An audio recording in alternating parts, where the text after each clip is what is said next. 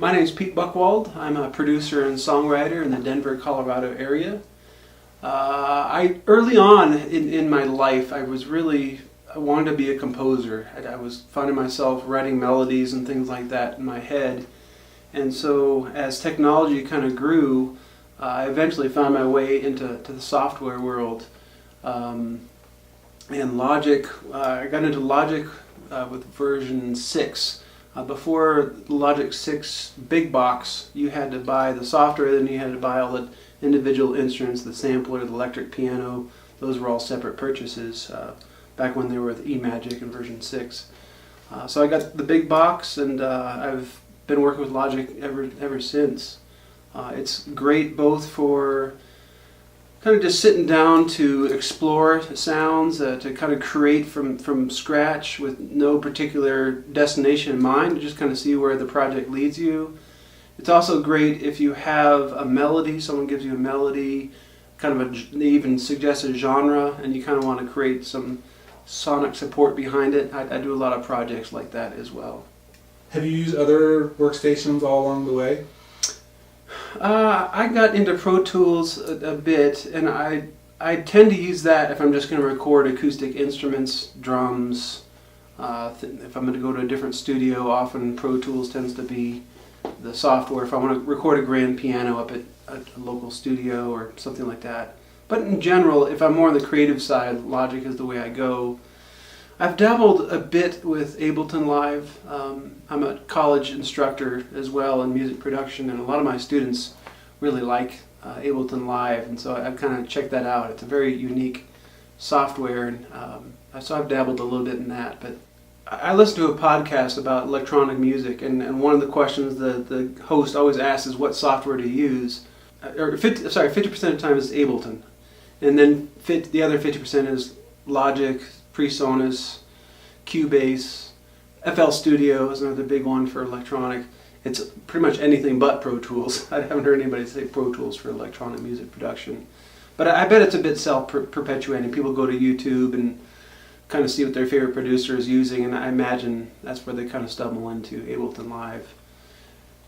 And maybe since the cracked versions are available, that's another reason. I refer to Logic as like a sonic playground. It has everything in there.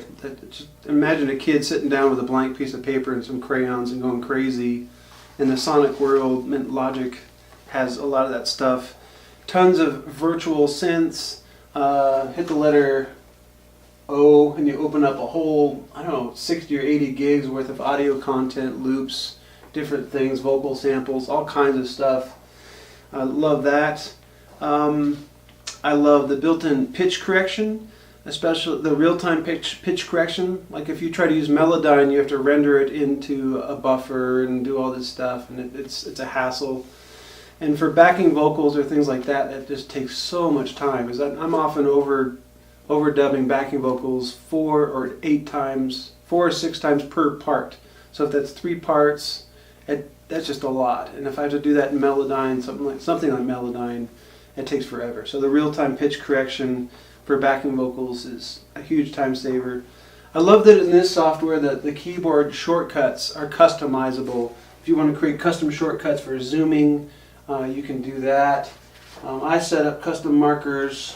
Let me turn down the volume real quick so I don't blast it away. Custom markers, or custom shortcuts for markers. So if I hit plus, it adds a marker, and I just hit the number on the keyboard and it goes right to the marker I want. So you can set up shortcuts the way you want. With some industry standards, that's not an option. I like the capture as recording function.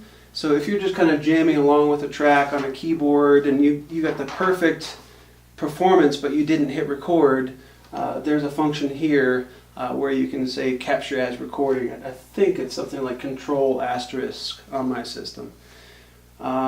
Swipe comping, or just comping in general, is huge. I don't know if I have any tracks here, but one thing I'll do is if I'm going to record my own backing vocals, I'll just set up a loop region, I'll hit record, and I'll just sing that backing part over and over. And then you can export all those different comp takes as individual tracks. It's a real fast way to get 3 or 4 tracks of backing vocals. Or, I have a Hammond organ over here in the corner. I'm not the best Hammond player, and I'll set up a big loop recorder the whole song, and I'll just keep on playing it until I get a decent take, and I can do swipe comping for the spots where I goofed up. So the swipe comping is super helpful.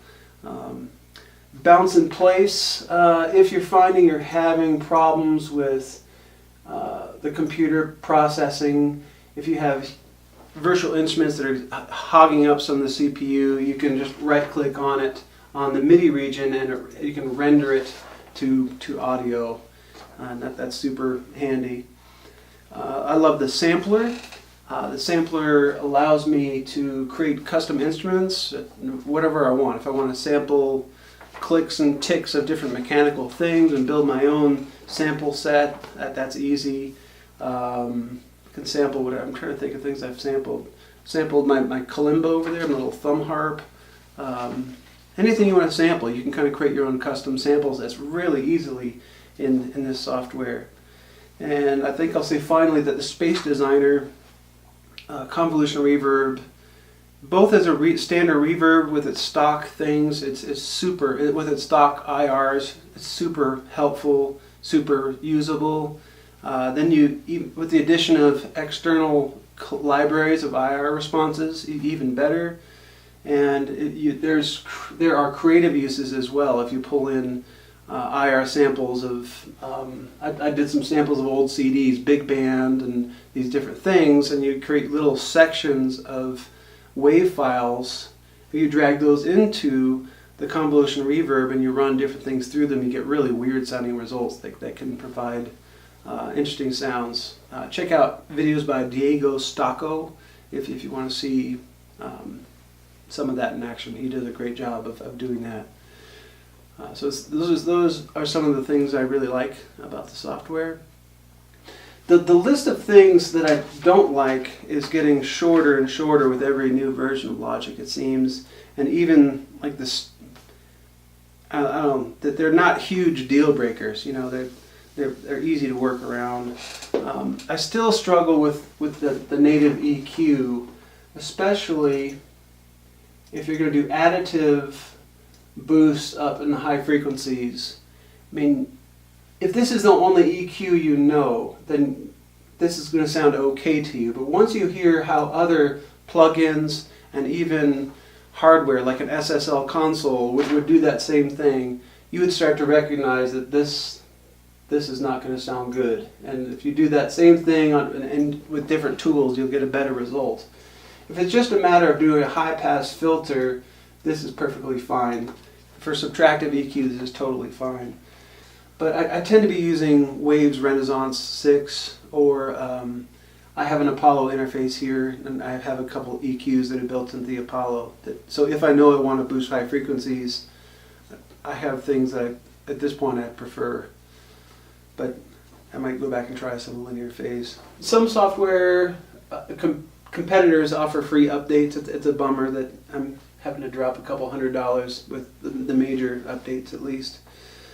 The use of RAM is sometimes problematic, especially in this software if I need to search for synth patches in Omnisphere or Alchemy, any of these big CPU hogs. If I have to browse for patches, the computer gets frustrated and it's not good, and you have to kind of shut it down, the software, and boot it up again.